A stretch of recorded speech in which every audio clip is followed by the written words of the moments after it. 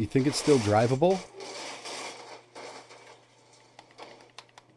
Hey, what's going on everybody? It's ETAPRIME back here again. This is going to be a quick one, but I wanted to show this off because recently dBrand released their vinyl skins for the Steam Deck.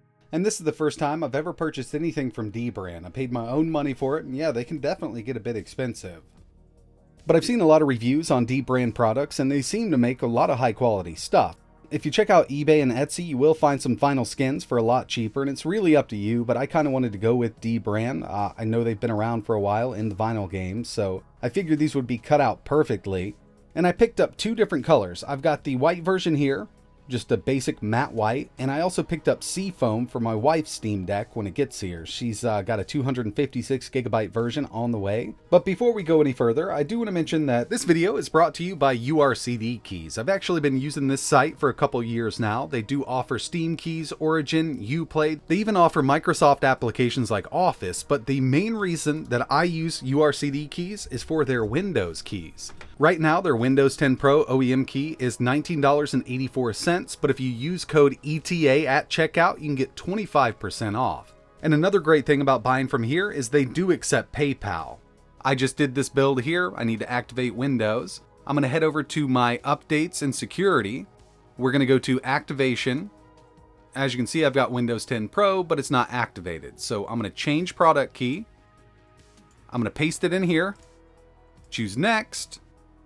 Choose activate, and Windows is now activated. We're ready to go. My warning is totally gone, and basically that's it. They'll email your code once your payment is processed, and that's basically it. If you're interested in picking up cheap Windows 10 keys for your new PC builds, I'll leave a link in the description.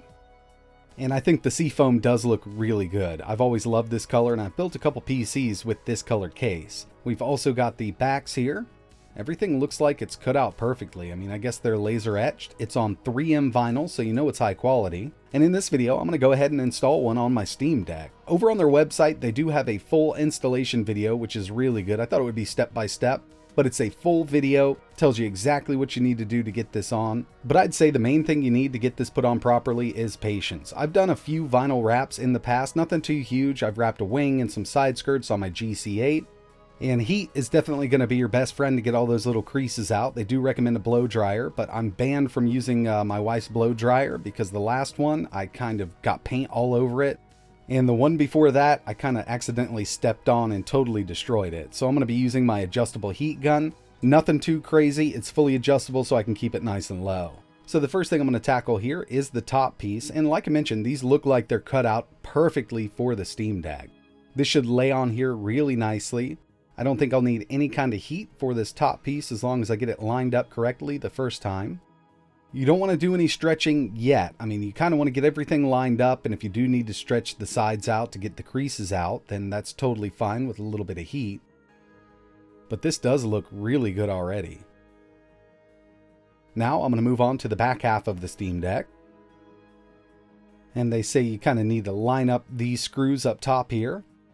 I've still got a little bit of that backing paper on it so it doesn't stick from the bottom, but as soon as those are lined up, this should lay in here really nicely. And right above the triggers, you may need to add a little bit of heat just to kind of form that vinyl to the Steam Deck itself.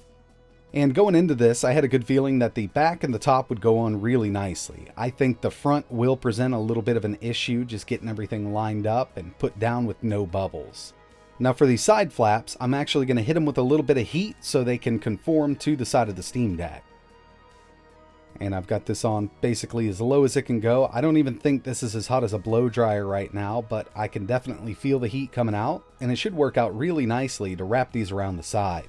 Now it's time to move over to what I'd say would be the easiest part, these track pads here. And in their video, they actually state you should install these with a gravity gun, but I don't have one on hand, so I'll just kind of lay them right on there. But yeah, this should be the easiest way to go.